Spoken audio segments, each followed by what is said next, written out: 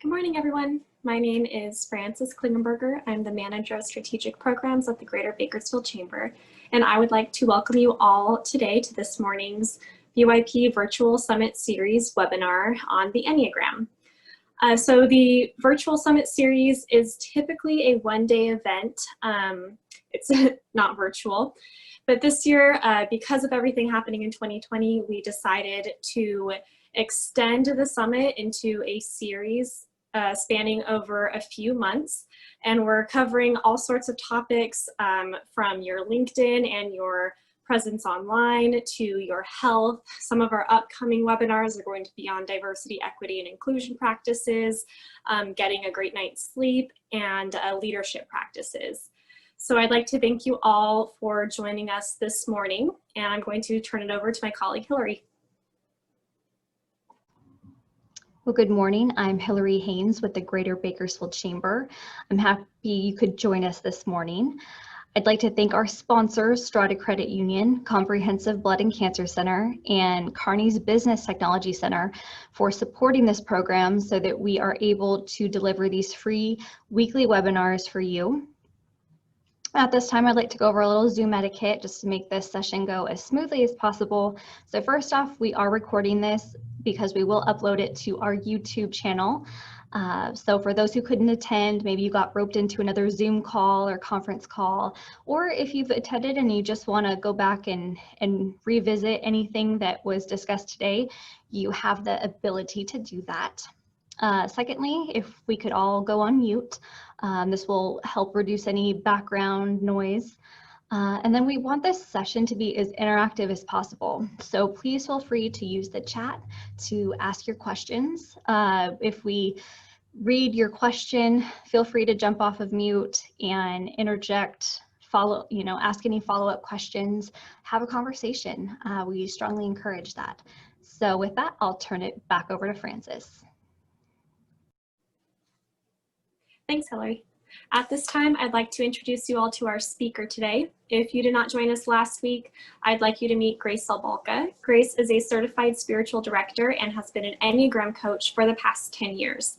So today, Grace will dive into each Enneagram type, and we'll talk about how knowing your Enneagram type can help you grow both personally and in your relationships. So off to you, Grace. Let's get started. Ready when you are. You ready? Right. Okay. We're ready. So last week we just introduced the structure of the Enneagram, went through the triads and the wings and the lines and the arrows. And I know that that's not the most exciting piece of the Enneagram, but again, our goal here is really to learn to use the system to help us with our inner work and our relationships. So that's why I made you go through all that first. But today we're gonna have a lot of fun going through the 9 types. If we were doing this live, which obviously is all of our preference, there'd be a lot more interaction. I would try to draw out from you where you're relating, where you're not relating. I could watch your body language, but it's just too hard to do on Zoom. I've tried and it just gets all glitched up. So I'm sorry we can't do that. I do enjoy doing live workshops if you ever want that for your group or corporation or whatever you want. That's such a better way to do this, but this will work. Just a couple of things while we try to go through. We're going to go through all 9 types, take about 5 or 6 minutes on each type, leave a couple of minutes for questions or responses, and we'll just get through them all. But I want you to know and I'm going to go through the paragraphs too. So if you had time to read through the paragraphs and pick out your top 3, I'll tell you what each one of those are if you haven't figured that out yet. But as we go through the types, again, remember we're looking for our motives, the why we do what we do, and that can take a while to identify. So don't get frustrated if we end today and you think, I still don't have any idea, because it's really sometimes it takes me a long time to find that starting place. A couple of good indicators are, number 1, the one when I talk about the shadow side or kind of the not so great side of that number, you feel really uncomfortable. That's usually what gets people the most. So that's something to pay attention to. And also what I want you to pay attention to is when I go through your reflection of God to the world, or what is kind of your superpower to the world, if you hear that from people, like, oh, you're really good at that, or I see that in you, that is also a good indicator. And so what we're doing is just kind of two sides of the same coin, kind of showing the bright, shiny side and showing the darker, shadowy side, but we need to wake up to both those sides to fully grow into our full self. So that's why we touched on both of those. I think I mentioned it last week, and you may have gotten some information about this, but I also do some one-on-one Enneagram coaching if that is something you want to go into more. And during those sessions, we actually just really dive in. First, we make sure we identify your number, and we dive in just to the really deeper dive into your number and kind of your lines of growth, your lines of stress, some things that will help you become more awake to what you need to pay attention to. And that's really what a lot of this is about. So hopefully this last week you were able to at least start to identify a little more how you first engage with the world. Are you engaging first with your mind, or through just this gut reaction, or are you kind of just bringing in your feelings and then going from that starting point? Because remember, we're trying to look for some balance. So we're kind of addicted to one center of intelligence. So we want to pull up the other ones just to make us more balanced people. And then also to learn that not everybody engages in the world the same way we do. Not everybody sees the world the same way we do. And neither one of us are 100% right or 100% wrong. We have a lot to learn from each other and a lot to glean from each other. So this is kind of where we ended up last week, that there are basic 9 different colored lenses or types. Oh, no, now it's not going again. How does that happen? It worked. We just tested this and it worked, right, girls? We did. That's so weird. Well, it's more than weird, it's annoying. Gosh, I'm sorry, I've got to figure out how to get back to that. Why would it do that? That is so strange. Ugh. Can you exit out and then bring it back? Yeah, should I pause the share? Yeah. Okay, stop share. Okay, let me try it. We just practiced this. Okay. And it was flawless. Flawless. Okay, let me find it again. I'm so sorry. It's okay, it happens. Look at that cute family. Okay, here we go. So we've got the colors, but when you combine the different things, it changes a lot. So there are many variations when you add that. You have your main type lens, which we're going to identify today. And then you've got those wings and those arrows, which bring in other dimensions. Your two wings, remember, like your salt and pepper to your number, and your direction of growth, the levels of development. So my point is, when we do Enneagram work and we identify these numbers, you really can't type anybody else. And a warning that you want to really be careful not to use your type as an excuse. Like, well, just, I'm a 2, that's who I am, so just get over it, because that's not the goal here. And you can't use it as a weapon either. Like, you're being such a, and then using that number, because it really is personal work, and it's never not to be used for that type of engagement. So knowing how to use Enneagram correctly has the potential to change every relationship in your life for the better. I really do believe that. I've seen that to be true in my life. So let's get started. We're going to take a deeper look inside each type. So again, how to find your type. We're going to look for those core fears, your core desires, because your core fear drives your core desire. And that's the first 2 things you really want to start paying attention to throughout the day. When you kind of have this gut reaction or this triggered response, what is the fear underneath that's driving that? Because that's going to drive your desires. And we're going to identify today the core weakness of each type, and then the message that each type longs to hear. So what I love about this system, and what I love about even these 4 points, is once you identify that about yourself, you realize what you need to hear to kind of heal inside and to grow inside and to become more productive as who you truly are meant to be.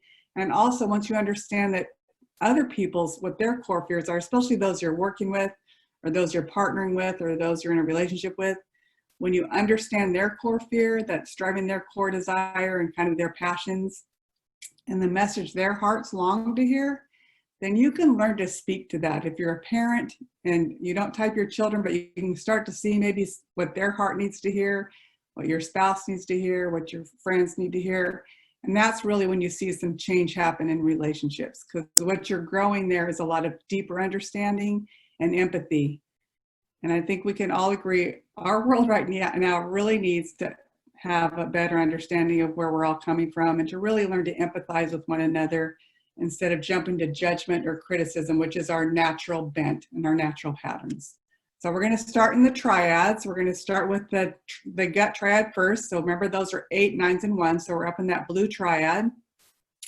We're going to start with type 8, and this is one name for them.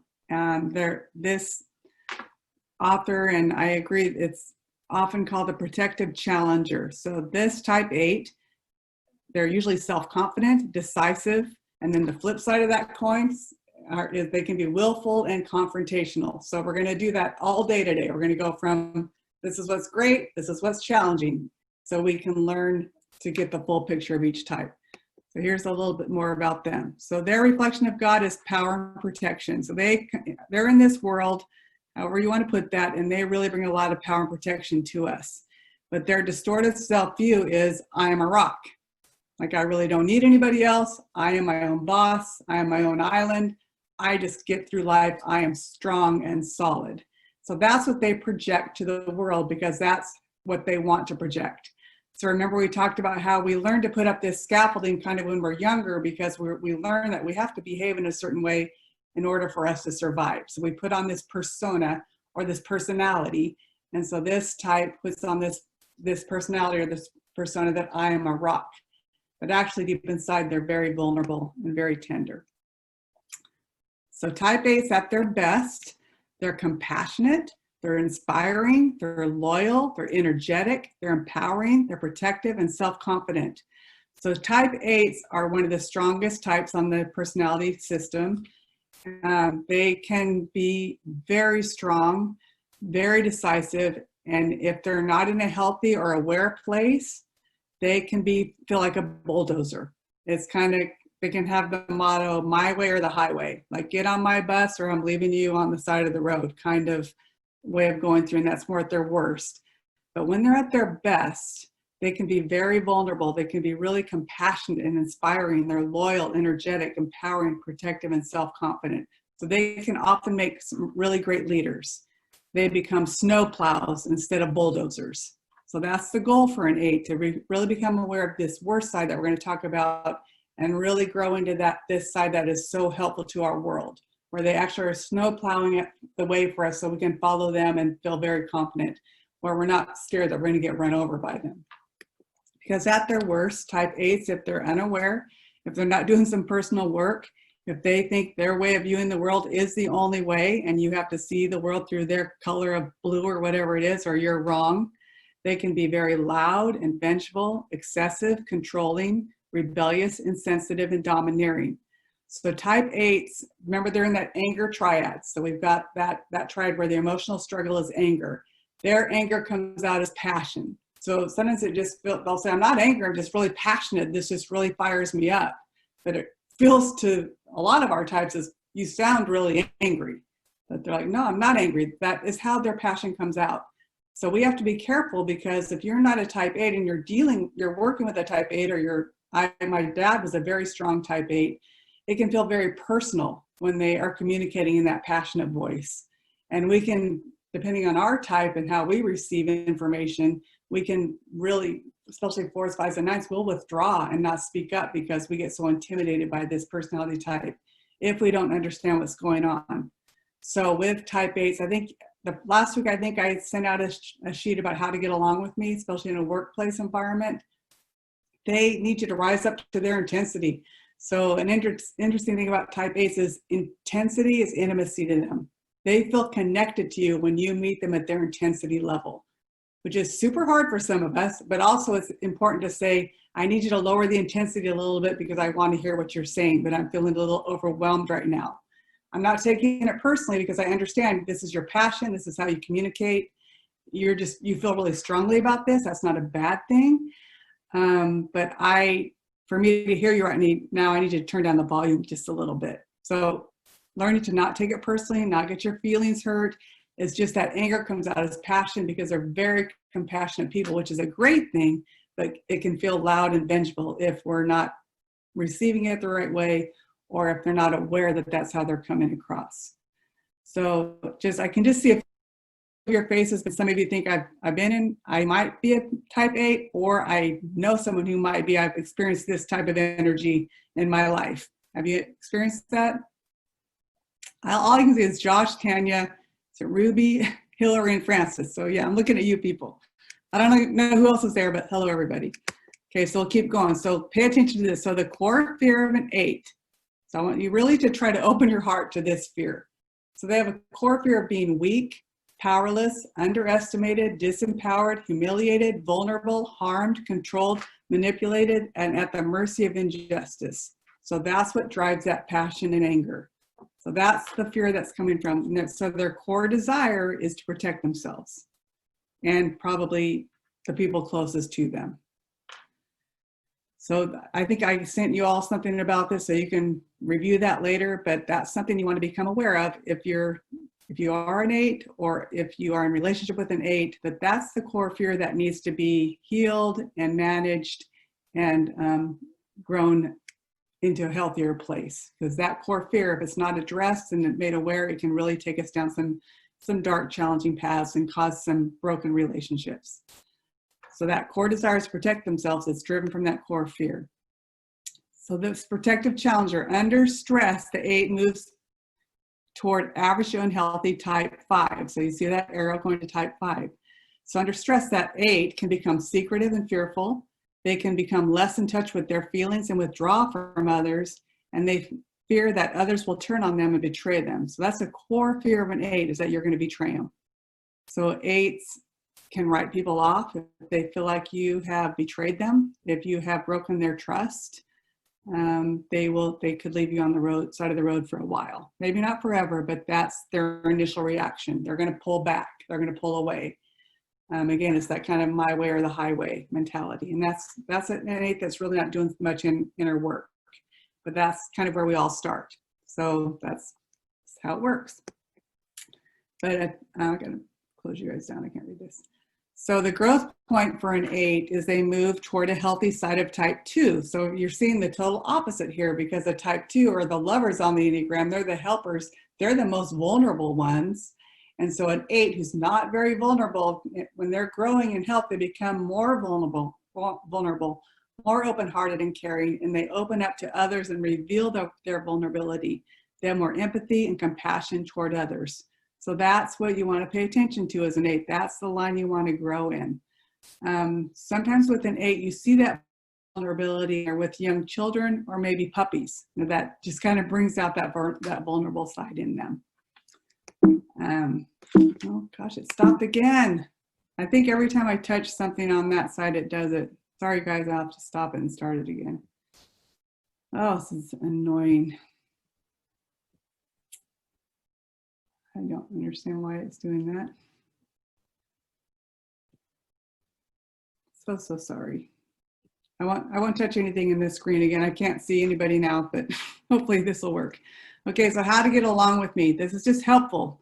We'll go through these pretty quickly. Stand up for yourself and for me. You have this in a handout. Be confident, strong, and direct. Notice that I am tender and have a vulnerable side behind my strong exterior. Acknowledge the contributions that I make, but don't flatter me. I often speak in a direct and assertive way. Please don't automatically assume it is a personal attack. So flattery for an 8 feels fake. It feels like BS to them. 8, 9s, and 1s can sniff out BS pretty quick. Grace, but yeah. we can't see your screen. You can't see my screen? What happened? Okay. Share screen. I can see it. Can you see it now? Yes. Okay. So let me just pull these up again. Yeah, thanks for letting me know. Let me know if you can't again. So I often speak in a direct and assertive way. Please don't automatically assume it is a personal attack. If you're you with an 8, just if you learn these, it will really help you to be able to leave work at the end of the day without feeling crushed or really mad.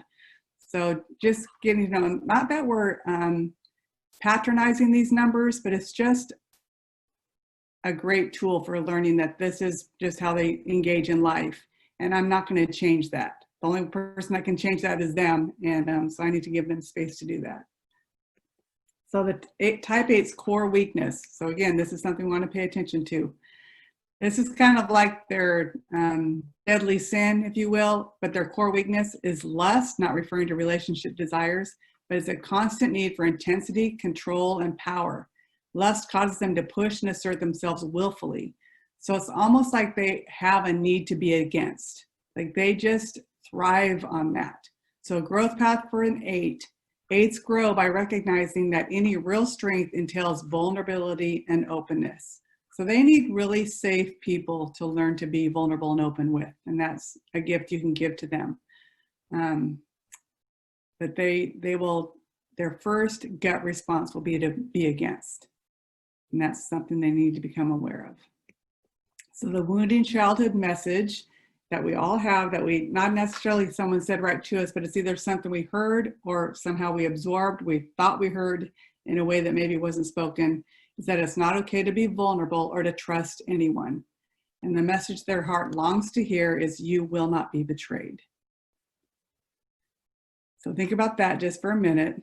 Something they heard or they thought they heard was that it's not okay to be vulnerable. So that again is making them become this more protective challenger. And the message they need to hear is, you will not be betrayed. And there's a lot of different ways to communicate that. I think you can probably come up with some of those. But that's something that if you want to grow in a relationship with 8s, however you can communicate that, whether it's through actions or just reassuring comments or whatever it is, that's something that's going to help them feel more safe with you and be able to be vulnerable and trust you more. So any questions about the 8 before we go on to the 9? None? Can I hear you? Can you hear me? Let me open this up for a second. Hillary, any questions? Nope. Okay.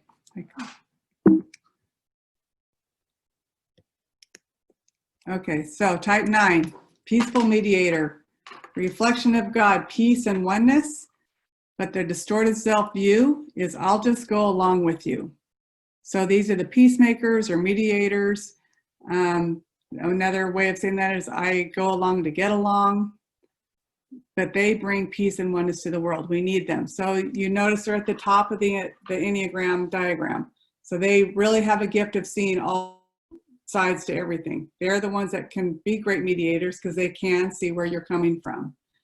Because of that, they can have a hard time deciding on what they think because they're considering how all the other people in the room are bringing their perspective. So at their best, they can be pleasant, peaceful, generous, patient, accepting, diplomatic, open-minded, and empathetic. At their worst, they can be spaced out, forgetful, stubborn, obsessive, resigned, passive-aggressive, judgmental, and unassertive. So a lot of teachers teach that type 9s kind of go through life in a little bit of a fog. They can kind of space out because they are trying to avoid conflict. They're trying to stay at peace. And there's a lot in this world that doesn't really feed to that. So they kind of disassociate or check out from what's really going on. So if you're in a relationship with a 9 or you're a 9 and someone says, where do you want to go eat? Lots of times 9s will say, I don't know, or I don't care. They really don't know or don't care. They're not trying to be weird or trying to not tell you what they want. They don't know. They're really merging with whoever they're with and trying to make them okay with it because they don't want the conflict. But their best, again, they're all those things. At their worst, the flip side of the same coin, they can have all those other things. They say that 9s kind of check out in a conversation at about 80%. So if you're a 9, just start paying attention to that. Did you lose where the conversation went? Can you start noticing when you're talking to someone, all of a sudden you're thinking about a conversation you had 10 minutes ago or whatever. You're not even engaged in that conversation right now. You've gone somewhere else. So we'll get to how we grow as a 9. So the core fear of a 9, fear of being in conflict, loveless, separate, uncomfortable, unimportant, overlooked, alone, or in an inharmonious relationship. So again, that core fear of disconnection. Do you see how this core fear is so different than a core fear of an 8? Very, very different. So what drives a 9 is going to be completely different than what drives an 8. It can appear the same on the outside. The actions can appear the same. The behavior can appear similar. 9s can be very passionate as well, but it's coming from a different place of fear. So the core desire of a 9 is to have inner stability and peace of mind. So 9s on the Enneagram have the least amount of energy. And here's why. Because they're trying to stay peaceful inside and outside. That takes a lot of energy to manage. So they're going to get more tired faster than most numbers on the Enneagram, because they feel the energy inside and outside being depleted as they're trying to keep everything stable and at peace. So type 9s, they're under stress. They move toward the average unhealthy type 6. So a normal, peaceful, easygoing type 9 all of a sudden becomes anxious and worried, usually at about 2 or 3 o'clock in the morning. They become testy and defensive, and their minds start racing and their internal anxiety increases. So for 9s, when you feel that happening, that's a trigger for you that I'm going down the wrong path. I'm going to end up in this ditch where I'm up all night just spinning in my mind. I have another option. So how do I grow? How do I move away from that? I want you to picture these stress and strength things almost like a waterfall. So the normal pattern of every number is to go down to that lower place under stress. And for us to grow, that's just an illusion. We need to learn to walk up the waterfall. So it's going to feel like you're kind of drinking in water that you're not used to drinking. You're going to climb up, but that waterfall is an illusion. You're really stronger than you think. So when we're going to that average and healthy place, we have the choice to think, I don't have to go that way. This is not a good place for me. So I want to go toward my growth point, which for a 9 is toward type 3. So 9 moves to toward healthy side of type 3. They become more self-developing and energetic. They learn that the peace they seek comes from showing up, asserting themselves in life, and blessing others with their full presence. So a big challenge for a 9 is to find their own voice, to learn what they think, say what they think, and move toward that and show up as full of themselves. So how to get along with me? Be patient with me and don't rush me. Tell me that my presence matters. Of course, that doesn't mean say, hey, Grace, your presence matters, or hey, Hillary, your presence really matters to me. Tell me it does in the way you invite me, the way you engage me in the conversation, want my opinions, and wait for me to answer. Listen to me until I am finished talking. If you interrupt a 9, they're dismissed from the conversation. So just be aware of that, especially with your kids or parents or friends. Like if you notice that they all of a sudden stop talking, pay attention. Were they just interrupted? Can I bring them back in? And for yourself, if you're a 9, someone interrupts you. I'm married to a 7 who's a constant interrupter. And now because we understand the Enneagram, I can say, I just felt dismissed by you. I need to finish my sentence. And he's not offended and I'm not offended. It wasn't personal. It's just our normal patterns. I'm just pointing things out so you can see this is a helpful tool if it's used in a healthy way. Where before I just get my feelings hurt, go off and pat and think he never listens to me, he doesn't care. That wasn't it at all. He's being his 7 natural pattern self and I was in my 9 natural pattern self. I enjoy discussions but dislike confrontations. 9s love lively discussions, but if it turns into a confrontation, we will back off.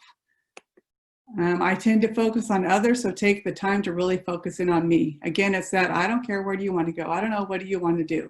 So you might have to be really patient and say, I'm going to give you an hour, but we're going to go to dinner in an hour, and I really want to know where you want to go. Sounds crazy to some numbers. I have a daughter who's a strong 3, we'll get to her, and she just can't believe my mind works that way, but it just does. So it's great understanding. So naturally, I'll give you some time to think about it, but I need to know what you want to do at this time. So a 9's core weakness is sloth.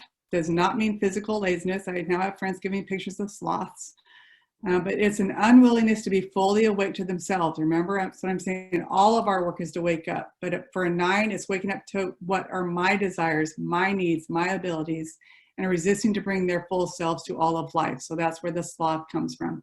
Does not mean physical laziness. Doesn't mean they're laying around on a couch all day, although we can do that.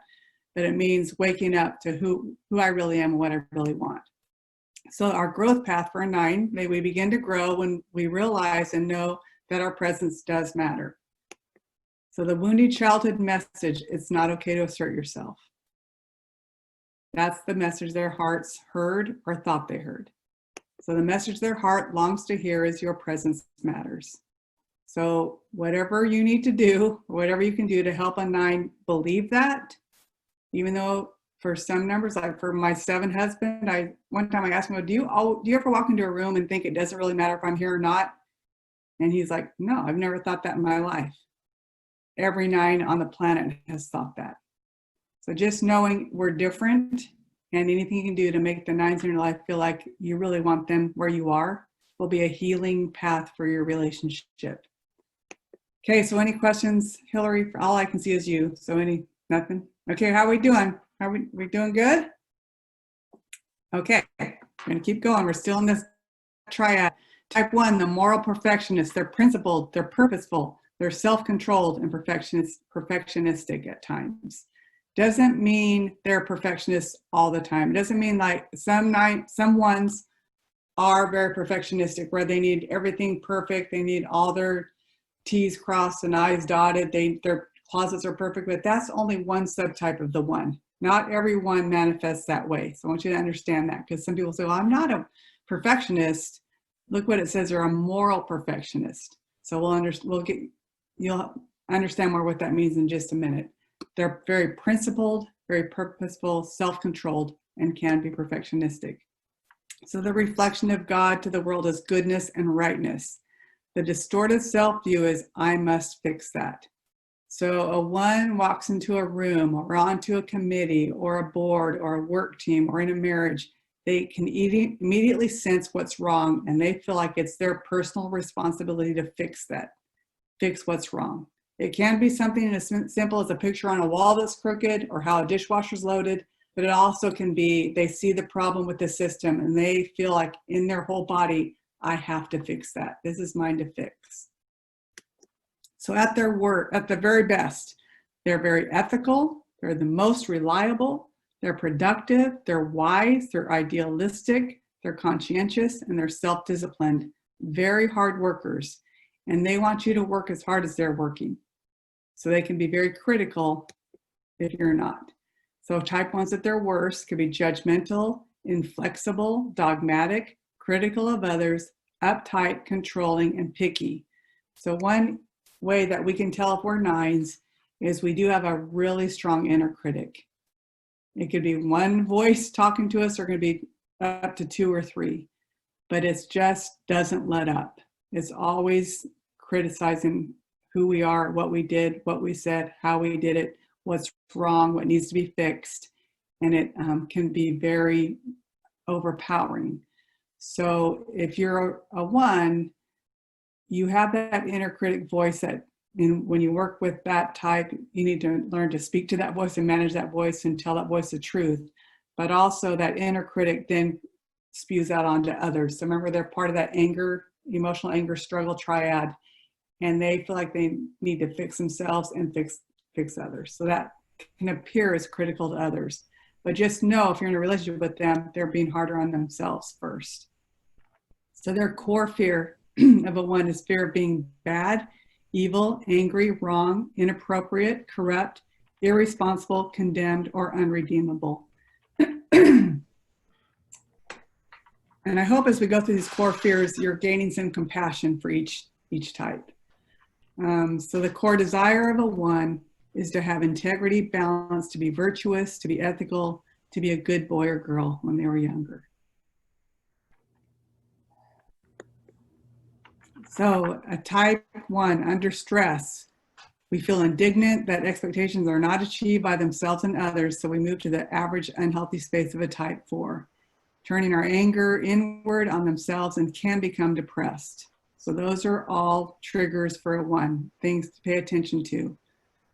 Are you feeling that resentment? Sometimes for a 1, there's just like a simmering anger going on, which can feel like resentment or frustration, just really discontent with the way things are. And if you don't watch that signal, you can become depressed and really turn inward and pull away from people, which isn't helping you or anybody else. So when we're growing, a type 1 moves toward the healthy side of a type 7. And in that space, they become less critical and more self-accepting first. And then we become more enthusiastic and optimistic, and we can have more fun and be more spontaneous. Most times with you're going to see that really spontaneous fun side is when they're on vacation. They really have a hard time being that person in the workplace or in the home unless all the work is done. So that is a growth step for them. So it's important that ones build into their life space for relaxation, space to get away from the work environment. Could be going out in nature, going for walks, engaging in some kind of play where they don't have to be critical of themselves or others, but they need to build in some space for some more spontaneity and fun. So how to get along with, make sure you take your share of the responsibilities so I don't have to end up with all the work. I'm very hard on myself, so reassure me often and tell me that I'm doing good. Tell me when you value my advice. Be as fair and considerate as I am. First, listen to my worries or concerns, then help me to lighten up by having fun. So just a little hint, and if you're in a conversation with a 1 or working with a 1, it does not help them if you're working on a project and you might be a number that isn't so concerned with everything being just right, for you to say to a 1, oh, that's just good enough, move on. That doesn't work for a 1. So first you need to say, how can I help? I think I would say it like this. How can I help you feel good about this? What can we do to make you feel better about this? Rather than dismissing this really visceral, guttural reaction that they're dealing with, it's very real and very true, and oftentimes they are right. Rather than dismissing it so you can move on, especially the more future-oriented orientation to time, they're going to want to move on and keep going. But for a 1 to move on and keep going if it doesn't feel right is very, very difficult. And sometimes it's just a little tweak. So if you can just be open to saying, no, how can I help make this right for you? Or how can we help you make you feel better about this? I don't want you to feel rushed here. What can we do? Sometimes you have to push them to move on. I'm not saying that. But sometimes we just need to be a little more aware that this is really hard for someone who is a moral perfectionist to just jump ahead. They need to make it right. And then sometimes it's just, if you're in a relationship with a 1 and they do have a certain way to load the dishwasher, rather than making them feel stupid about it or ashamed by it, just, how do you want me to load it? Is that so hard? I'll load it how you want me to. If that helps you feel better about life. They're not being jerks. They're not being, whatever, disrespectful to you. It's just a real visceral thing for them. And they need to let go of some of that and loosen up. But we can help them along rather than going against. We want to work together, right? So first, listen to my worries or concerns, then help me lighten up by having fun. But I can't just run over to having fun if I'm feeling stuck, that something really is wrong here. So the type 1's core weakness is anger and resentment, that emotional struggle. And their anger and resentment is repressed and comes out as criticism. So the growth path for a 1, ones need to realize that Christ or goodness has lived the perfect life on their behalf and given his righteousness. Basically, a growth path for them is just to accept that they are made in a good image. And they don't have to worry about being good all the time. They are good.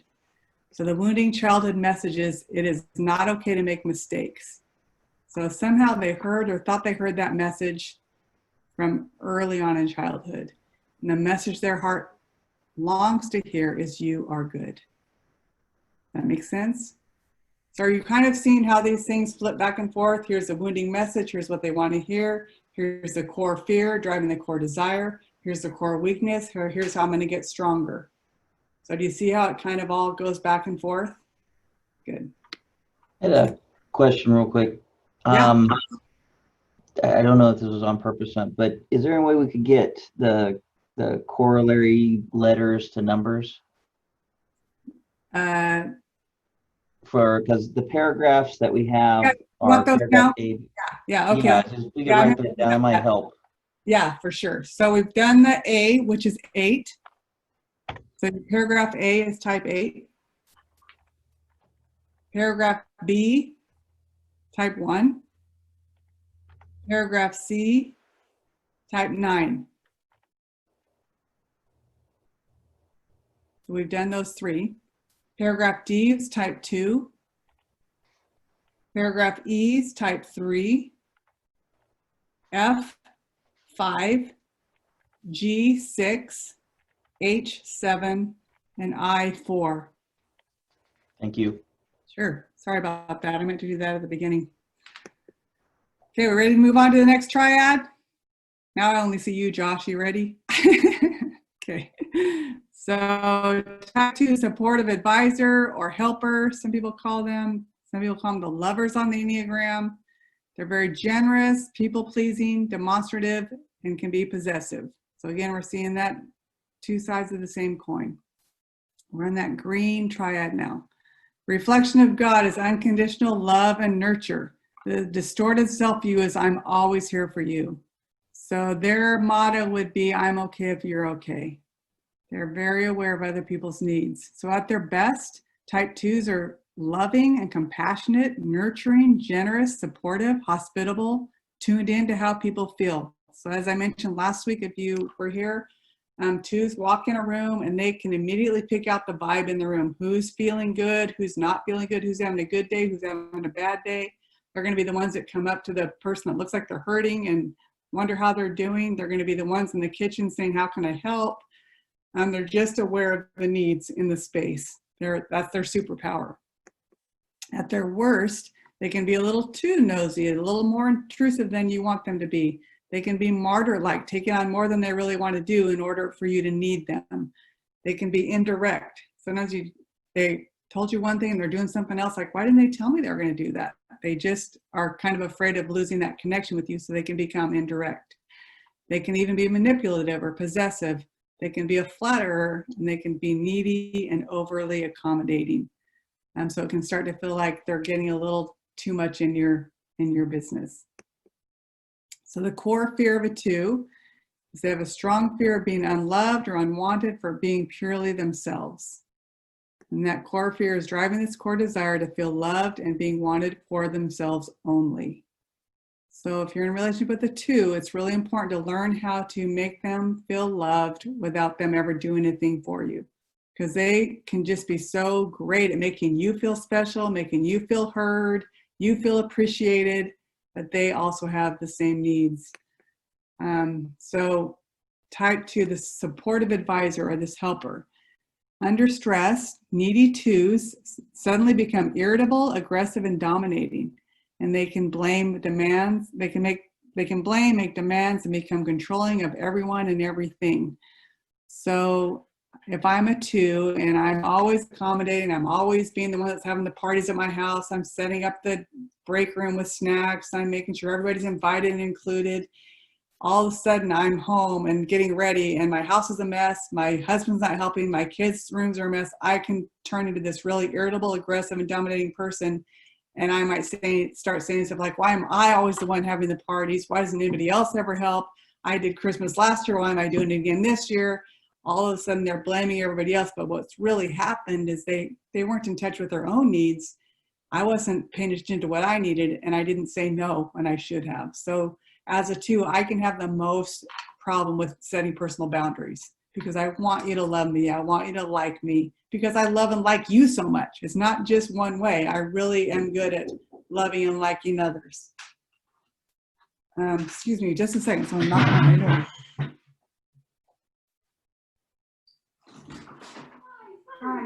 Hi, I'm sorry I'm in a meeting. I can't talk right now. No, I'm so sorry. It's 250 at Park Point. Is that like a vacation rental? Yeah, don't go up there either, please. Okay, it is a vacation rental. Yes. From the census. Yeah. That's all we need to know. Okay. Thanks. Sorry, the census showed up at my door. So yeah, so 2s, that's where they go under stress. Under growth path for a 2 is they move toward the healthy side of a type 4. So I become more self-nurturing and compassionate toward myself. And I become more emotionally aware and begin to admit and accept painful feelings, including anger, sadness, and loneliness. So a lot like the type 9s, and sometimes 9s and 2s have trouble deciding which type they are. We fear this disconnectedness from other people. So they're going to overcompensate to not feel that because they don't want to feel that separation. That makes them feel really sad or angry or lonely. And those are very uncomfortable emotions for a 2. So they're learning to become more comfortable with those, learning to accept those more, learning to share how we feel with others from a really honest place.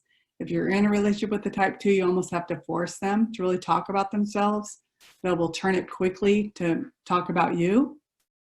But you have to just really be patient. So how are you? I really want to know, and then learn to ask really good questions of a 2. And all of these, when under stress, all the numbers are going to go to excess in your number first. So I'm showing you where it goes on the line, but first you're going to kind of go to the unhealthy side of your own number. So you need to get to know that, and then you'd start going even toward that other number. Okay, so how to get along with me. Tell me specifically what you appreciate about me. So I want you to see that an 8 would never ask for that. So do you see how we're so different? I was doing this with a team actually in Florida, and the executive director of this team was a strong type 8, a great leader, and his personal assistant, which is kind of typical, was a strong 2. And we got to this point, and I said to, I think her name was Jennifer, I said, Jennifer, how would it make you feel if Josh every once in a while just wrote you a little note telling you what you appreciate, what he appreciates about you? And I mean, just tears started rolling down her little cheeks. And he turned to her and he's like, are you serious? That would really mean something to you? And it was just like this light bulb moment for him, because that is not how he rolls. That doesn't mean anything to him. But for her, it breathes life into her, just to know that someone sees what she's doing or he's doing, and they actually tell them what they appreciate about them. Also, take a real interest in my problems, what I just mentioned, even though I will try to focus the attention back onto you. And enjoy sharing fun times with me. Not where I'm serving you or making it happen, but just, hey, I want to pick you up and let's go do this. Let's just go have some fun. You're not responsible for making sure I have fun. We're going to go have fun together. Please let me know that I'm special and important to you. Tell me what you love about me. It's a stretch for some numbers to communicate that way, but 2s need to hear that. You'll just see them light up when you start doing that. And if you need to point out something negative, please be gentle and tell me a few affirming things as well. I can be very sensitive to criticism. And can you see how this ties into the core fears? Can you see that? Just if I have a fear that we're going to lose connection, that you're not going to love me, if you come at me with something really negative, I internally will immediately interpret that to mean we've just disconnected and you don't love me.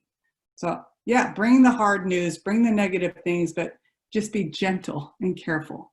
So this is, again, the opposite of an 8. So an 8, when they're working with the 2, they really need to pull up that other triad and really learn to walk in that.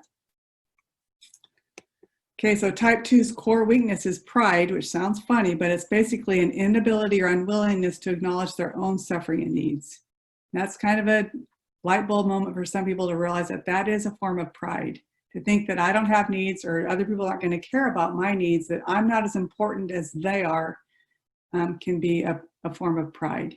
So a growth path for a 2 is taking care of themselves before taking care of others. So it's kind of like the whole thing we get on the airplane, put your air mask on first before you help someone else with their air mask. Otherwise, you're going to die. So it's learning to wake up to what you need, not being afraid to state those needs, don't worry about becoming too selfish. You won't. It's just not how you're wired. But you need to learn to take care of yourself and to really give more space to evaluating, do I have the emotional energy to do everything that I said I would do? And how many people can I really be that close to? Because 2s just, I have my best friend is a 2, and she's so many other people's best friend because she makes everybody feel like they are her best friend. That's her superpower. But how many best friends can you really have and stay healthy for yourself? And their wounding childhood message was, it's not okay to have your own needs. So somehow when they were younger, they just learned that I am loved because I'm helping you with your needs. So I feel loved when I feel needed. And the message their heart longs to hear is, you are wanted and loved, period. Not for anything you do for me. If you never got me another cup of coffee, if you never wrote me another card, you get the idea. I love you and I want you in my life. Does that make sense? Especially for you 2s, do you hear that message? No sense, Josh? All I see is Josh, so sorry, Josh. Okay, any questions or comments about the two? Make sure we're doing good on time. All right, we're going to keep plugging away. Okay, type 3, it's still in this heart triad. So again, they're engaged in life with their feelings. They're successful achiever. There are other titles for that, but we'll stick with that one today.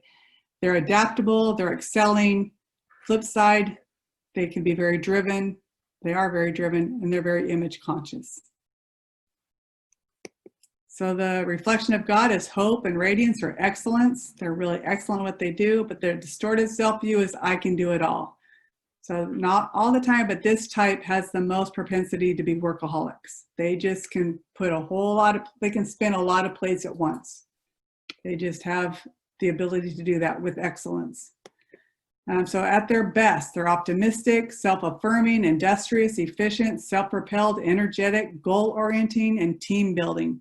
So I'm going to just give you, sometimes people have trouble differentiating between a type 3 and a type 8. A type 8 is more individualistic. They are more like, I'm going to get this done whether you're with me or not. Type 3s are a little more goal-oriented as a team. So they want the whole team to succeed. They want the team to make them look good, but it's not all about them looking good. They're kind of team players. They want you to succeed. They want you to do well, but they're going to probably do a little better than you. They're pretty competitive, but they're usually about the whole team. Good goal setters. 3s and 8s definitely have the most energy on the Enneagram, so they don't tire quickly. They will stick with something and get it done. At their worst, they can be deceptive. I think I mentioned last week, mostly to themselves. They deceive themselves into thinking they can do it all. Remember that distorted self-view. So they can take on too much. At their worst, they can be self-promoting, pretentious, vain, superficial, exploitative, overly competitive, and again, as I mentioned, a workaholic. Those two sides, what's best about us can be what's worse about us. We have to watch for that. So the core fear of a 3 is being worthless, a failure, incapable, unimpressive, unsuccessful, inefficient, and exposed. So that core fear is going to drive this core desire to feel valuable and worthwhile by just being themselves without having to perform. So they get a lot of pats on the back for their performance. So they have this desire to be loved and valued without that performing thing, but it's really hard for them to separate those two. So their thing is kind of I am what I do. 3s can be very personable, but they're not very often personal.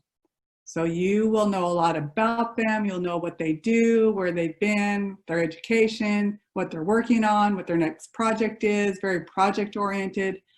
You think you know a lot about them, but sometimes it's like, who really are they underneath? Because remember, they're part of that feeling triad that they're not very in touch with their own feelings because their feelings kind of get in the way, and so do yours. So they will move past emotion, past that emotion or that feeling place to get to what needs to be done. So this successful achiever, when they're under stress or kind of disintegrating, life is becoming too much, maybe they've had a failure or something isn't going right in their project, I can suddenly become disengaged and apathetic. So I'm going to the lower side of that type 9. And in that place, I neglect myself and possibly numb out by watching TV, playing video games, shopping, and eating. So normally the super productive achiever is sitting on the couch watching Netflix for 18 hours and eating bonbons or whatever. All of a sudden they're not performing. That's a sign for you 3s that something internally is off. You need to wake up to that. And that's number 6 is going to help you do that. So as you move toward that high side of the type 6, the vain, deceitful 3s, we become more cooperative and committed to others.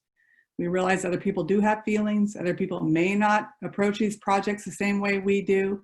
They might have different goals than we have, and that's not wrong. So I'm going to become more open and aware to the feelings of others and even how I'm feeling and reveal who I am behind this achieving mask. So this is very simplified here. There's so much more to each one of these types. I'm just trying to give you a general overview so you can start going, this is what I need to start paying attention to. So how to get along with me. Tell me that you like being around me. Not for what I'm doing, but just because you love me, you like me, similar to 2s. Tell me, but notice my accomplishments. Tell me how proud you are of me and my accomplishments. I work very hard at these. So it's not feeding my vanity for you to say you did a great job. You really helped me here. Can you believe we got this done? Please don't interrupt me while I'm working. This was been, I'll just give an example, personal example for me and my daughter. She's a type 3. Before I understood this, I would call her and they're the ones that someone's going to answer phone and go, yeah, what do you need? Or hello, like they're not engaged. And then you're like, hi, how are you? And like, I'm good, what do you need? Like they skip past the niceties because they're working. So now I've learned with my daughter and other 3s in my life, I'll text, call me when it's a good time to chat, because I know she's working. And so to interrupt is hard for them because they're very focused, they're getting the work done. Just a simple tip. If you don't have to, don't interrupt them, or text them and interrupt them and let them get back when it's convenient. Give me honest but not unduly critical or judgmental feedback. So they like direct communication, but similar to the 2s, remember we're still in that feeling triad, they need you to not be unduly critical or judgmental. And this is tricky because they come across as very strong, like they can take it. But they're underneath that facade, that veneer, is a very sensitive art. So be very careful, really, with everybody. Help me to keep my surroundings harmonious and peaceful. They work best in a peaceful, harmonious environment. And that conflict or negative emotion going on, they're going to ignore it, but it's going to eat at them inside. So type 3 course weaknesses, again, deceit. 3s deceive themselves into believing that they're only the image they present to others. So a growth path for them is 3s begin to grow when they are more genuine and authentic and are less focused on themselves and appearing successful. So it's kind of getting their eyes off the prize, what they need to look like, what they need to get done, and start paying attention really to their inner world, to what's going on around them, and being mindful of all of that. So that's the way they grow toward that type 6. The wounding childhood message was it's not okay to have your own feelings and identity. So it's basically I am what I do, not I am who I am. And the message their heart longs to hear is you are loved for simply being you. And oftentimes for type 3s, they don't really learn that lesson until they do experience some significant failure, and they learn that the people around them aren't just loving them for what they do or for the role they get or the promotions they receive, but just for being you. We love you just for being you. You don't need to perform. You don't need to achieve. I'm always going to love you just for who you are. But they don't believe that at their core until they do some pretty good work. So any questions or comments about the 3s? Okay. Hopefully you guys are just soaking it all in, or you're not totally disengaged from me. Okay, thanks, Josh. We're talking in the chat. I think there's a few of us 3s on the call. I wouldn't be surprised. Yeah. And I will say about the 3s, normally 3s have the hardest time admitting that's what they are. And I think it's tied to, it can feel like, especially when you look at the shadow side, that doesn't look very successful or very good. So they want to deceive themselves into not thinking that's really kind of where they're coming from. But with all of this work, you guys, once you accept that I do have both those sides, it really is kind of a load lifted off. It's like, oh, I can work with that. It's like now I see what I'm dealing with. So I can pay attention to that deceit or that lust or that pride that's happening in me. And I can move away from that and be more honest, wake up to who I am. Because we need you. I mentioned this last week. We really need you to show up and be your full self. You are such a gift to the world. We need the 3's excellence. We need the 2's heart and love. We need the 1's goodness and rightness. We need the 9's peace. We need the 8's protection. We need all of that to show up. But for you to show up fully who you are, you have to be aware of both sides. Does that make sense? Thanks, Hillary. Okay, so on to the type 4, the romantic individualist. So type 4s are expressive and dramatic. They can be self-absorbed and temperamental. Some people call these guys the artists because their reflection of God is creativity, beauty, and depth. I like to say the 4s bring texture to our lives. They have a lot of layers and bring in a lot of color, a lot of beauty, and a lot of texture. But the distorted self-view is I've got to be me. We'll see how that plays out. So at their best, type 4s are authentic, compassionate, introspective, expressive, creative, supportive, and refined. But at their worst, they can be withdrawn, have very exaggerated moods, can be depressed, self-pitying, take on that victim mentality, moralistic, self-absorbed, and possessive. So remember, we're in the feeling triad. And so type 2s come in an environment, workspace, home, whatever, and they feel all the feelings of everybody else. Type 3s set the feelings aside. They repress feelings to get their projects done. Type 4s are their feelings. They feel big feelings for you and for themselves. So that can create some of these best and worst case scenarios. So the core fear of a type 4 is fear of being inadequate, emotionally cut off, plain, ordinary, commonplace, mundane, abandoned, defective, or flawed. So type 4s often feel like there's just a missing piece in them. They don't fit in, they don't belong, there's something different about them. They may think, especially in sibling relationships, that everybody else has it easier than them. Oh, that just comes so easy for you, it's much harder for me. They can just become pretty self-absorbed. But it's coming from this place of core fear of just feeling plain or ordinary or commonplace, flawed or defective. So their core desire is to find themselves and their unique significance. So they're looking for that, and they're trying to make you think they are that. So they want you to see them as authentic and unique.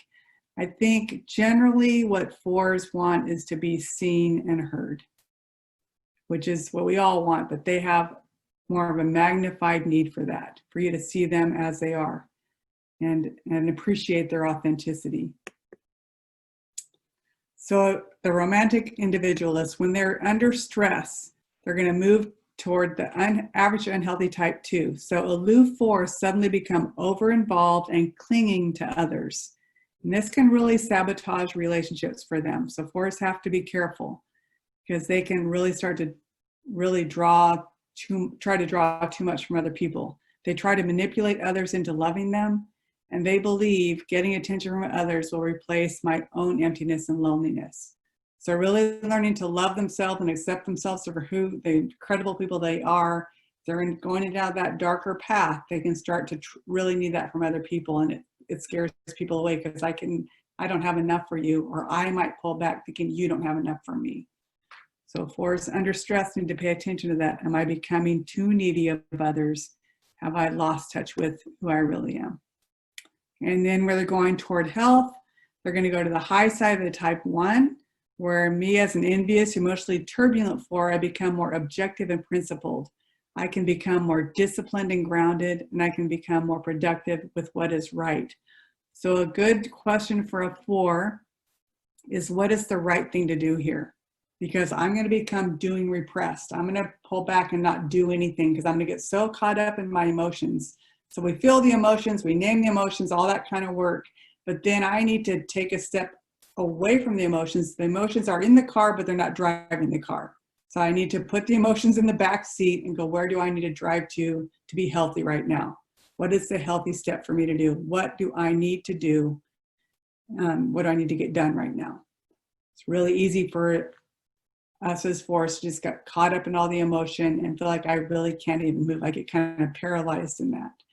So great work for a 4 is just to go, okay, I see you. I see that anger. I see that fear. I see that sadness. I'm going to deal with it. I'm going to feel it, but I'm going to put it in the back seat, because I got to keep this car moving in a healthy way before I sabotage myself or others. So how to get along with me? Give me plenty of compliments. They mean a great deal to me. So again, you see how other numbers just wouldn't mean anything, but 4s need that assurance that you see them, you know them, and you appreciate who they are. Be supportive of me by helping me to love myself and see my significant value. Respect my unique abilities and having good intuition and vision. Please realize that I may not want to be cheered up when I am melancholy. This is a big one for 4s. Really hard if you're a 7 in relationship with a 4. When we get to 7, you'll see 7s do not like touching those darker emotions. So if they're out with a 4, they're like, come on, cheer up. What's wrong with you? Come on, you're not helping us have fun here. You cheer up, feel better. It's okay. Sometimes they don't want to be cheered up. And if they're melancholy, it doesn't mean they're depressed. 4s most often are comfortable with melancholy. It doesn't mean they want to stay there, but they don't want to be cheered up out of it. They don't want to be told you shouldn't feel that way. But how do you know how they should feel? But they don't want to be told you shouldn't feel that way. Recognize that I do have some intuition and some vision that maybe you don't have. So I have 3 grandsons. They're all about a year apart, and they definitely are from 3 different triads. Now, I'm not typing them, but I have a feeling one of them could be possibly this number. And so I just test this on them. So all 3 of them walk in the kitchen. They call me Gigi. One will walk by and say, hey, Gigi, how are you? You having a good day? Good. He'll keep going. The other one will just run past, hey, Gigi, not even look at me. The one who I think might be this type walks in, looks me in the eye, and just waits for me to notice him. Doesn't say anything. Then I say, hey, how you doing today? Good. Tell me about your day. What happened? Anything unique happened today at school? Did you have some interesting conversations? Did you notice anything? And he will engage in a much deeper conversation quickly. The other 2 would just be like, what are you even talking about? He wants to be seen and known in a different way than the other 2. It's actually a really beautiful thing. And he helps me see things that I would never notice in the world. So he doesn't necessarily want to be cheered up. He doesn't come skipping in. He's fine with where he's at. I need to learn to engage with him there, to connect with him. And again, this is really important for a 4. Don't tell me that I'm too sensitive or overreacting. You're just so sensitive. Stop being so sensitive. That's not helpful. So their core weakness is envy. Again, touching what I said earlier, they feel that something fundamental is missing in them and that others possess qualities that they lack. Life just feels harder to a 4. And it's not because it necessarily is, but it's because they're feeling things that other numbers don't pay any attention to. So growth path for a 4 is they realize that they are not flawed and believe that God created them perfectly unique with beautiful qualities that are to be shared with others. So we want to look for those qualities and celebrate those qualities, whether it's in ourselves or someone that we're in relationship with, rather than resenting it or see it as something that is a waste of time or unproductive. I need that texture. I need that richness. I need that art in my life. So the wounding childhood message was, it's not okay to be too functional or too happy. And that's a funny one to say, but if you're a 4, you get that. It's just like, I can't be like everybody else. That's somehow the wounding message they got. I need to feel special. So the message their heart longs to hear is, you are seen and loved for exactly who you are.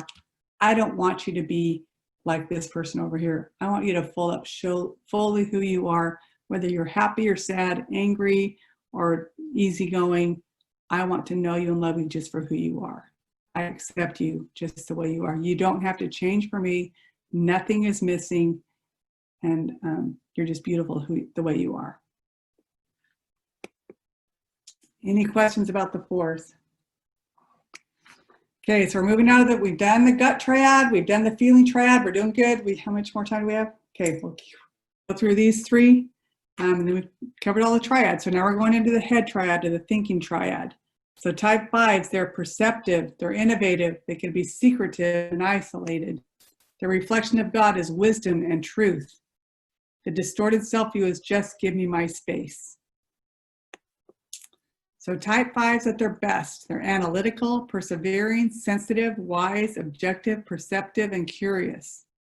At their worst, they can be intellectually arrogant, stingy, stubborn, distant, critical of others, unassertive, and cynical.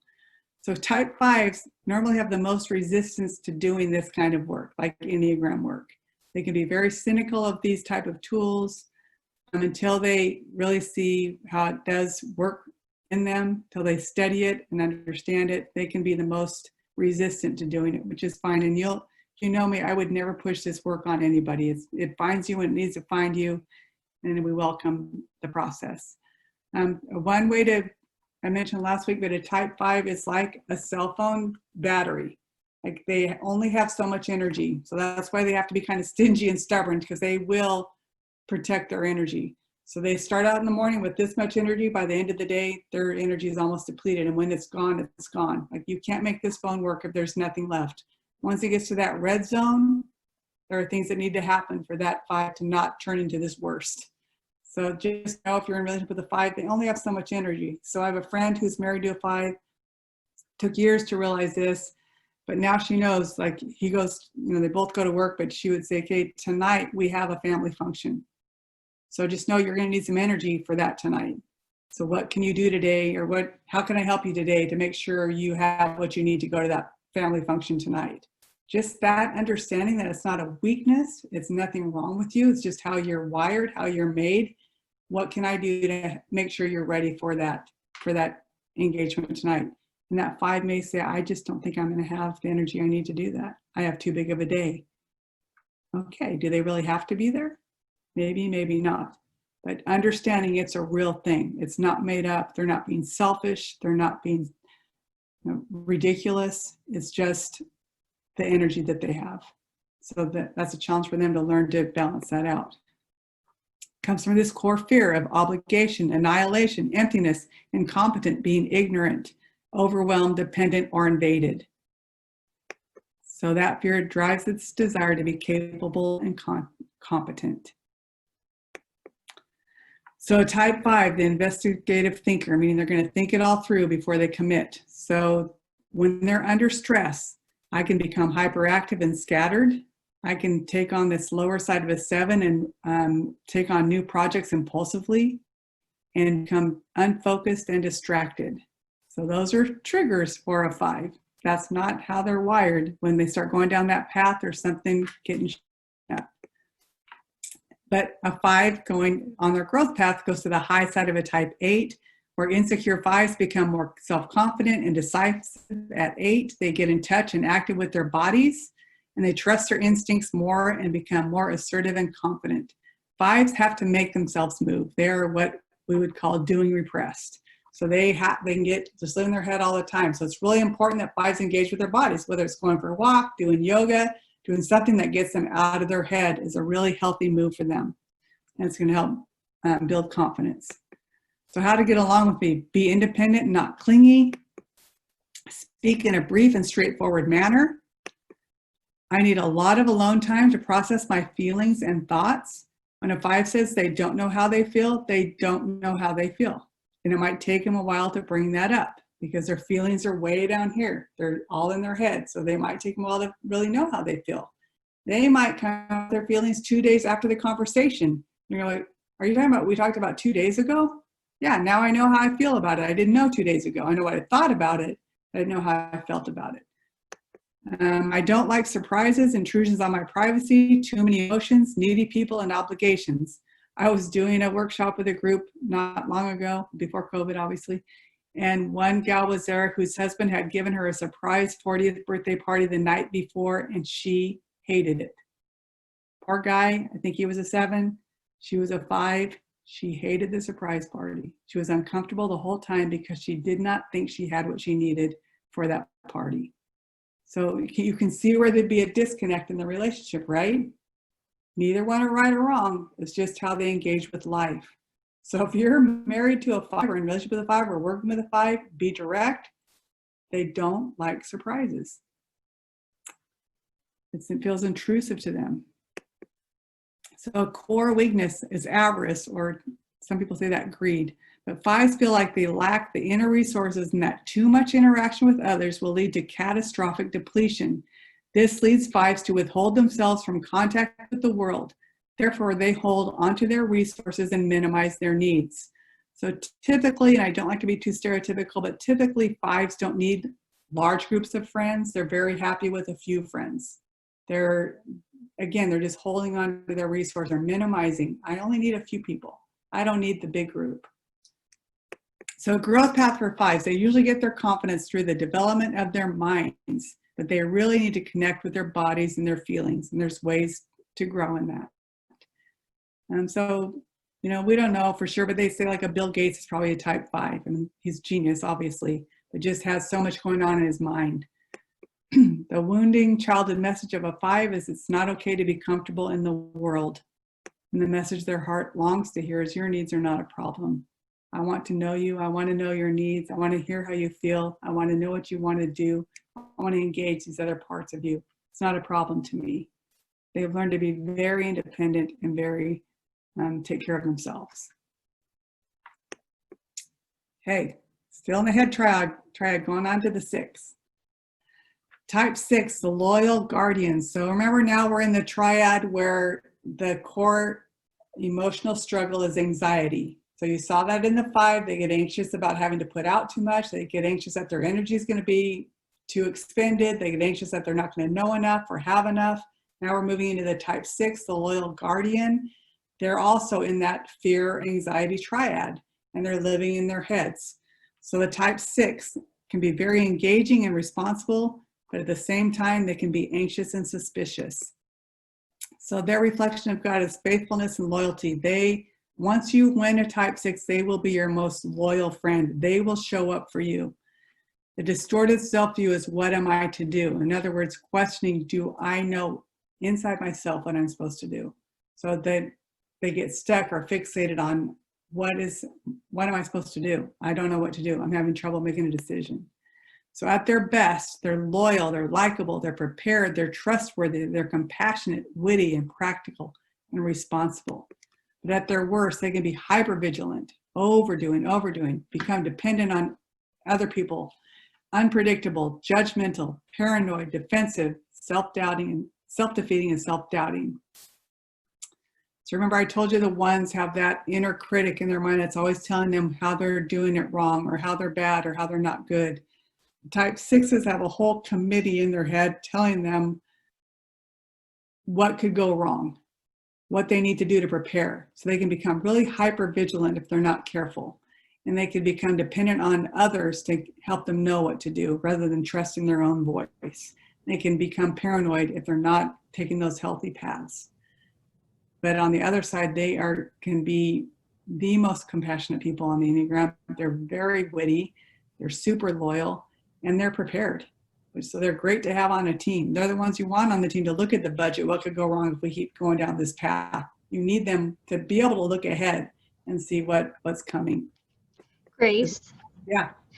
We have a question. So someone was asking, how do you know, so she said, is it possible to relate to 2 types? And then how do you know which one is more dominant? For sure, we can relate to all the types, but yes, absolutely. Typing to 2 types is very common. So it's just going to take some time to be more aware of this, what we're talking about here, this core fear. So that's how you're going to identify your type, is what is the core fear? Because like if I'm a 9 in an unhealthy space, I can appear like a 6 because I'm going to be hypervigilant. I'm going to make sure that everything's thought of because I don't want things to go wrong. But I'm doing it from a different place of fear than a true 6. So that's how you're going to identify. And I have some interview questions that I would ask you if we were one-on-one that would help you. I'd put you in different scenarios. What would you do here that help really expose that core fear? It's kind of hard to do in this overview, especially for some of the numbers. Some are quick to identify. Some are like, well, it could be this, could be that. If you take an online test, you're going to see the same thing. You're going to have like a 47 of this number, a 44 of this number. So close. So that's why you almost need to do this relationally and let someone help you really identify. But for now, if you just, the next few days, just start noticing your triggers, what's going on inside of you, and thinking, right now, am I more afraid of fear itself, of being in danger, or am I more afraid of conflict right now? Am I more afraid that my peace is going to be taken away? What's going on underneath? Getting down to that why. It's hard to do. But it's so helpful once you identify it. So hopefully that helps. But yes, it's very common. It can be very hard to find your core type. It can take a while. And so again, the type 6 core fear itself, fear of danger, uncertainty, chaos, not having support, security, and guidance. Another part of the spectrum of a core 6 is fear of being blamed, in trouble, alone, targeted, helpless, unsafe, and physically abandoned. So those are very specific core fears. So the core desire of a 6 is to have security, support, and guidance. So a type 6, when they're under stress, they can move toward the average to unhealthy side of a type 3. I become competitive and arrogant. I avoid feeling anxious by being busy. I'll just going to fill up my schedule and not feel anything. And I can become reluctant to try anything new if failure is a possibility. But here's a good example of what you just asked, Hillary. So a 6 will become reluctant to try something new for fear of failure. Might be a possibility. That's coming from a different place of fear than a 3. So the 3 fears of failure because he or she is afraid what it's going to look like to you. A 6 fears the failure because it could really harm life. It's just from a different place of fear than the 3. The 6 doesn't so much fear failure just because of the image that's going to be destroyed, but a 6 would fear failure because it's going to destroy the project or destroy their lives or whatever it is.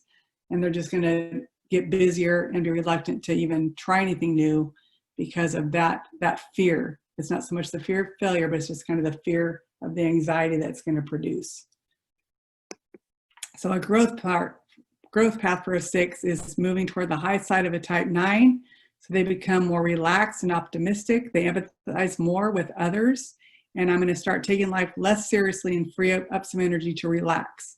And like the 1s, that's most often going to come out on vacation or out to dinner with friends where I'm not feeling responsible, where I feel like I can free up. So that's where we're going to see that more secure place come out. So how to get along with me? Be direct and clear with me. They need direct communication. Don't beat around the bush. I want to understand what your expectations are of me so I can meet those, because I fear I will disappoint you, or I fear what will go wrong if I don't know what the expectations are. Listen to me carefully. So remember I told you the 6 has this whole committee of things inside their head of things that could go wrong. It's not helpful for you to say, oh, that'll never happen. What would be more helpful is for you to say something like, tell me how you see this playing out. And listen carefully to their answer. And as they start to kind of delineate how they see this all going, usually they'll get to a place where they might even start laughing and going, oh, that's never going to happen.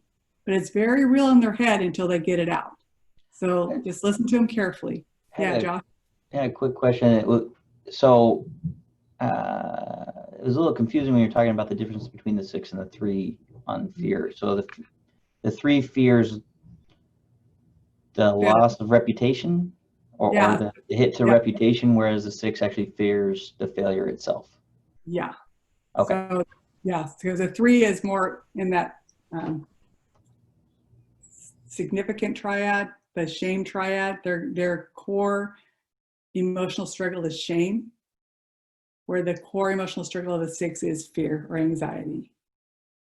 Okay. They don't want to fail because this is going to produce more anxiety in them. The 3 doesn't want to fail, and I'm simplifying it, but a 3 doesn't want to fail because what it's going to do to their security, who they are. Okay. Please don't judge me for my anxiety. Kind of what I just said. They're not trying to be difficult. It's very real in them. So listen to them. Let them walk it out. Reassure me that everything is going to be okay. Laugh and make jokes with me, but not at me. And tell me and show me that you support me.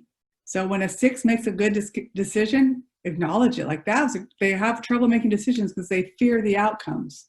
So I might say, what do you think I should do? What do you think? What's the best thing to do here? Especially if you're dealing with kids, like you let them make a decision. Let them see they can make a good decision. It may not be the one you would make, but encourage them that you have the strength in you to do this. That's going to that high side of the 9. You have what you need. Just show up and do it.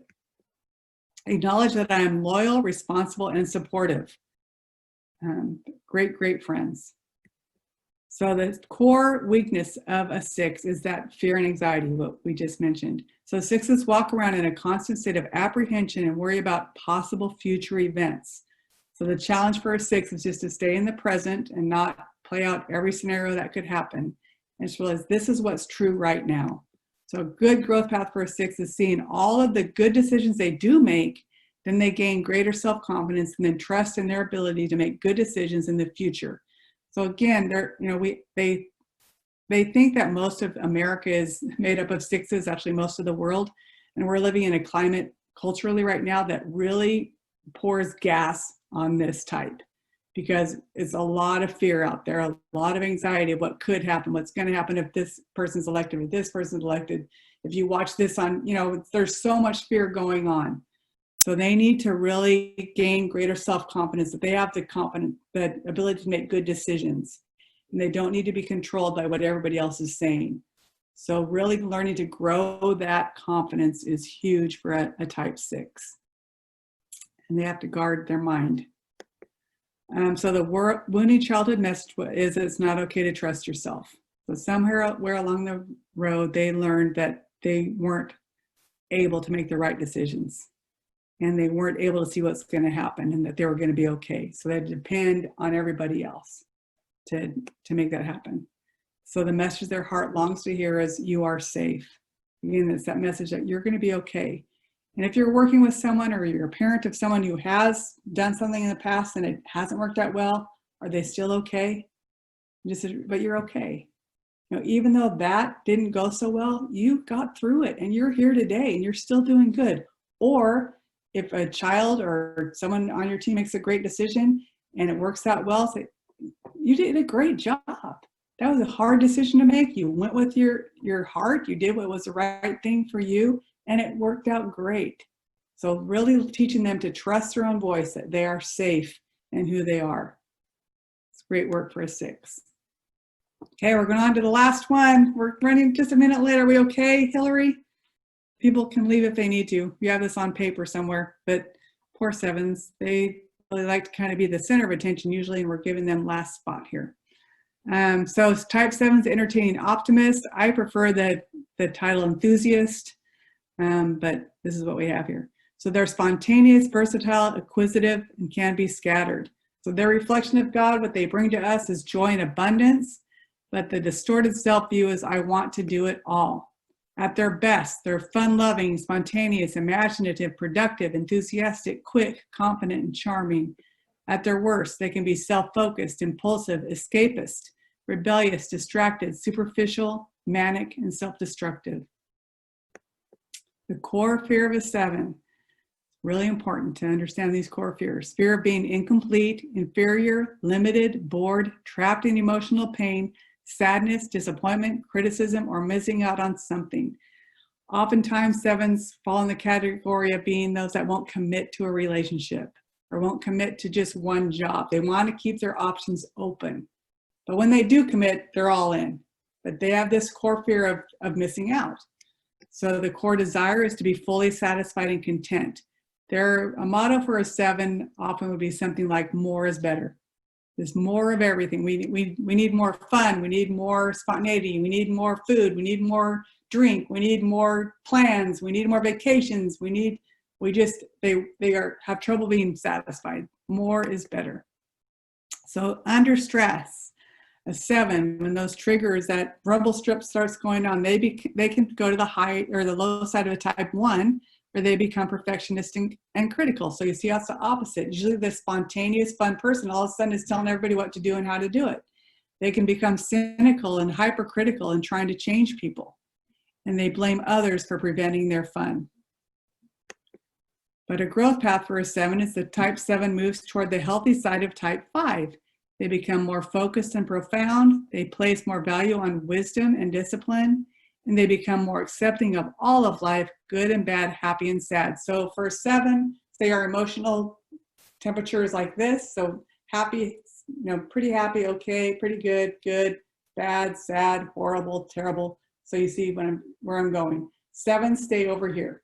They reframe to keep things over here. So a challenge for a 7 is to learn to become more focused and profound and more accepting of all of life, the good and the bad, and the happy and the sad. So it's, you've probably seen that movie, Is It Up? That goes through all the emotions. They need to learn to feel them all and deal with them all. So how to get along with me? Give me companionship, affection, and freedom. Accept me the way I am. Don't try to change a 7. Listen to my stories and grand visions. Be enthusiastic with me. Laugh and make jokes with me. Again, not at me, but with me.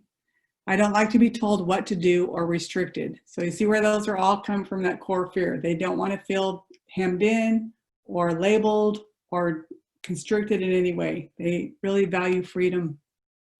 So their core weakness is gluttony. To overcome feelings of inner emptiness, they pursue a variety of positive, stimulating ideas and activities, but they never feel that they have enough. So the growth path for a type 7, they grow from the willingness and ability to be still inside themselves and to see the blessings they already have. This produces a deep sense of gratitude and inner rest. So a great practice for a 7 really is just to make gratitude lists, which is popular right now. It's important for them to really learn to be content with what they have and write down, I'm thankful for this, I'm grateful I have this, rather than always thinking they don't have enough. The wounded childhood message was it's not okay to depend on anyone for anything. So they're the ones that just have to go after it for themselves. They got to get what they need. That's that gluttony. I got to get, I got to get, I got to get. And the message their heart longs to hear is you will be taken care of. You don't need to strive so much for that. Sometimes 7s get accused of having kind of a monkey mind. They're very busy in their head and can jump from thing to thing to thing to thing. So that's where that type 5 growth path really is helpful for them to just center in. They have the ability, they're incredibly smart. They can focus in on one thing when they are settled that I'm going to be taken care of. I'm going to get that need met later. Right now I can focus here. Okay, that's it. That's all 7. I mean, all 9. Any questions or comments? You good? This was so helpful, Grace. It's crazy. Like as you go through each one, you know, as Asta had asked, you know, is it possible to relate to 2 types, relating to multiple types?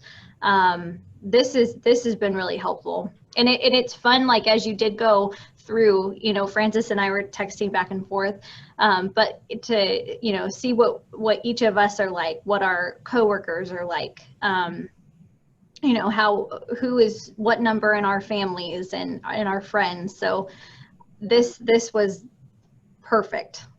Good. Yeah, it's a really great job. Really enriches your life once you understand that we all bring so much to the table. We need them all, and at the same time we have all 9 in us, just one's different. So you're never going to be just that. But if you can figure out that core fear and how that is driving some things that may be hindering you or keeping you stuck in certain patterns that aren't healthy, you really do have what you need to move away from that. So yeah, it was fun for me. Thank you.